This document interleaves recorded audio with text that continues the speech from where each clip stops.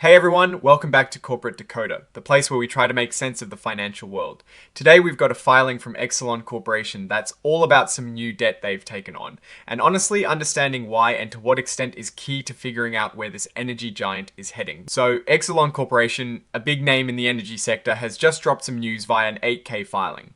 This isn't a deep dive into their quarterly earnings, but it is super important because it tells us about how they're funding their operations and their future plans. Think of it as a peek behind the curtain of their financial strategy. We're going to break down this filing, understand what these new financial obligations mean, and figure out if it is a smart move for the company and its investors. Before we jump into the details, if you are new here and love getting straight answers from these dense corporate documents, make sure you are subscribed. And hey, we've got a growing Discord community where we chat about these filings and more, so check that link in the description below. Alright, let's get into it. Exelon has just announced they've issued and sold $775 million worth of new notes. Now, these aren't just any notes, they're calling them their 4.950% notes due 2036. That ticker symbol for Exelon is XE on the NASDAQ. What does this actually mean for you and me as observers of the company? Well, it means Exelon is borrowing a significant chunk of money. They're essentially taking on new debt. The important part is understanding what they're going to do with this money and what the terms of this debt are. They've structured this deal with an indenture, which is basically a fancy contract outlining the terms of the debt, and it has been supplemented by what is called the 9th supplemental indenture. These documents are filed with the SEC, and while they're packed with legal jargon, the core message is about this new borrowing. Now, here's where it gets interesting. Exelon isn't just raising money for the sake of it. They're using the proceeds from these new notes, along with some of their existing cash, to pay off a different set of their own debts that are maturing soon. Specifically, they're planning to retire their $750 million 3.400% notes due 2026, which are set to mature. This is a common financial strategy called refinancing. They're essentially swapping older, potentially higher interest debt for newer debt. In this case, the new debt has a higher interest rate at 4.950% compared to the 3.400% of the notes they're paying off. But it is for a longer term. Stretching out to 2036, the remaining money from the note sale will go towards general company operations. Let's talk about the cost of this new borrowing. They'll be paying 4.950% interest each year. This interest will be paid out twice a year, on the 15th of March and the 15th of September. Starting in September of 2026, the full amount of the principal is due in March of 2036. So, for the next 12 years, Exelon has this financial obligation to its note holders. Behind every major financial transaction like this, there are advisors and underwriters. This filing names some big players in the financial world, like BNP Paribas Securities Corp, Morgan Stanley and Company LLC, and Wells Fargo Securities LLC, who helped facilitate this agreement. These are the firms that help companies like Exelon issue and sell their debt to investors. And of course, there are legal teams involved.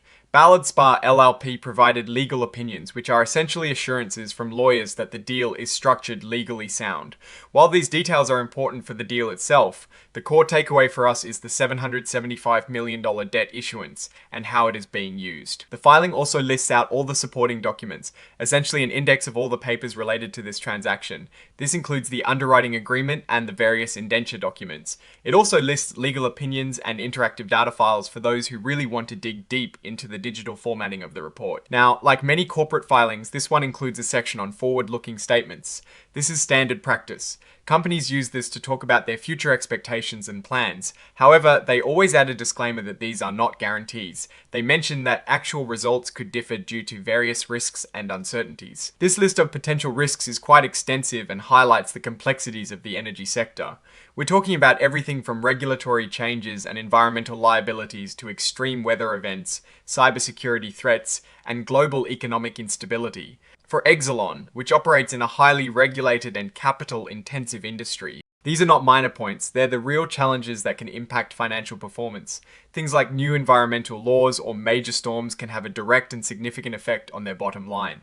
The mention of emerging technologies also points to the disruptive forces shaping the energy landscape. Finally, the report is signed off by Jan M. Jones, who is the Executive Vice President, Chief Financial Officer, Audit and Risk for Exelon Corporation. Her signature attests to the accuracy and completeness of the information presented in this filing. So, what is the story here? Exelon is refinancing a substantial portion of its debt. They are taking on $775 million at a higher interest rate, 4.950%. than the debt they are retiring, 3.400%. While this allows them to push out their debt maturity date further into the future and secure their funding, it comes at a higher immediate cost in terms of interest payments. This move suggests management is confident in their ability to manage higher interest costs and perhaps believes interest rates will be even higher in the future, making this a good time to lock in their borrowing. However, the extensive list of risks highlights the volatile environment they operate in. Any of those listed risks, from regulatory hurdles to extreme weather, could impact their ability to meet these new debt obligations. In essence, Exelon is making a strategic financial play to manage its capital structure.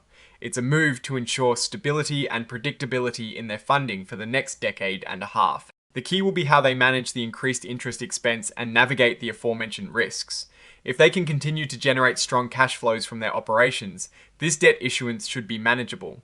However, any missteps in operations or unexpected regulatory shifts could put pressure on their financial health. That is our deep dive into Exelon's latest filing. What are your thoughts on this debt issuance? Do you think it is a smart move for the company? Let us know your opinions in the comments below. If you found this breakdown helpful and want more content like this, please hit that like button and subscribe to Corporate Decoder. Don't forget to join our Discord community through the link in the description for more discussions on corporate finance. Thanks for watching, and we'll see you in the next one.